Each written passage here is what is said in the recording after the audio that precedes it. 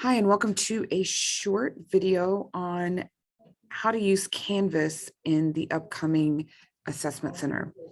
So here I have the Canvas page, and if you don't have access to Canvas, let one of us know. We have some additional logins to help you log in.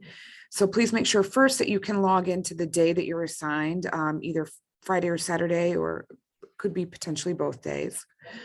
In this section here, you're going to see that this will tell you the name of the day to make sure you're in the right one.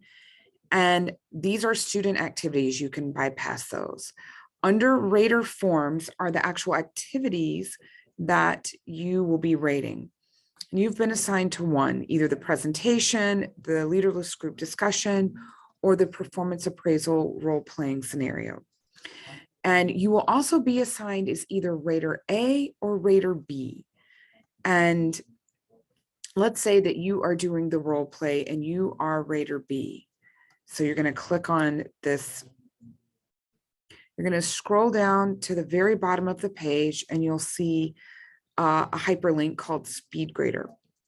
You want to click on this and it's going to take you to the place to rate. Now, we're going to be going by student name this time because we're not able to change their names to a code in here. So you're going to want to click right here.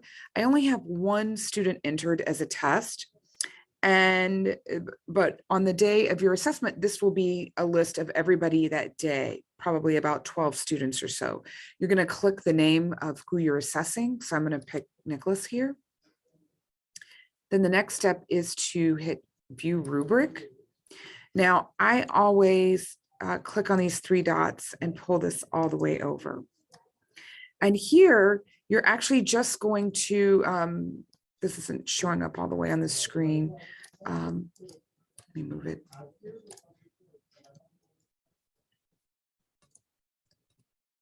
Okay, I've moved this to a large screen where you can see all of it together. And what we have here for the performance appraisal, you can see the competencies are on the side here: critical thinking, IO knowledge, ethics, IO consulting, interpersonal skills, oral communication. So that's what you're going to be rating. And these little boxes are to make comments, but I'm going to ask that you make all your comments down here. And what you're going to do is you're actually going to select a number 1 to 9. So normally you would have written that in. And let's say you're going to give the student a 6. You're going to click on the 6 here, and that is your rating. I'm going to go through and give different ratings. These are all sample, of course. And then here, I'm going to make my comments. In the comment section, please make sure that you use a full sentence. You might use it for notes, but clean it up and make sure that this is appropriate to be sent to the student, that they'll be able to understand it.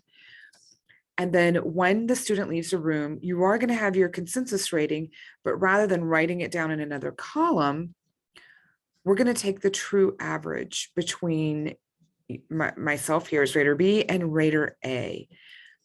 And what you want to do is you want to make sure you don't have a wide discrepancy, such as more than 2 points apart. So let's say here for IO knowledge, I've given a 5 and my partner, rater A, has given an 8.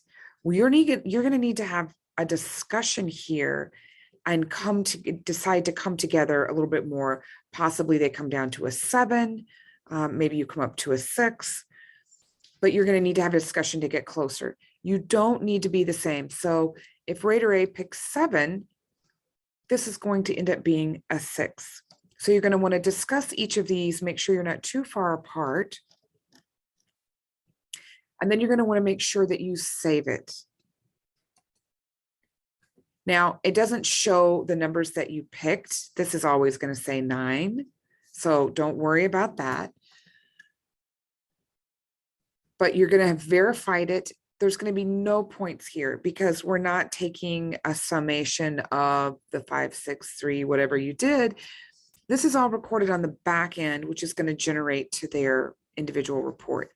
And then the other thing you want to make sure you do here is you want to make sure you submit your comments. If you don't, and let's say you go to the next student, your comment, I'll just show you if I make a comment.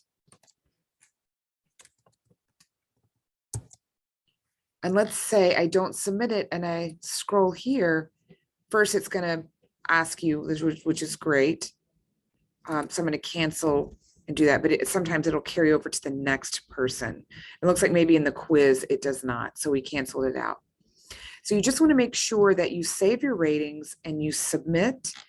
And when you've done that, it could be that it'll be noted up here who's rated and who's not. It usually shows for me, but it may not in a quiz here. So in order to get back to, you're really going to stay in here the whole time and go between students. But if you need to go back, you're going to click on, see, it's asking me if I want to make, about that other comment. So that other comment was left.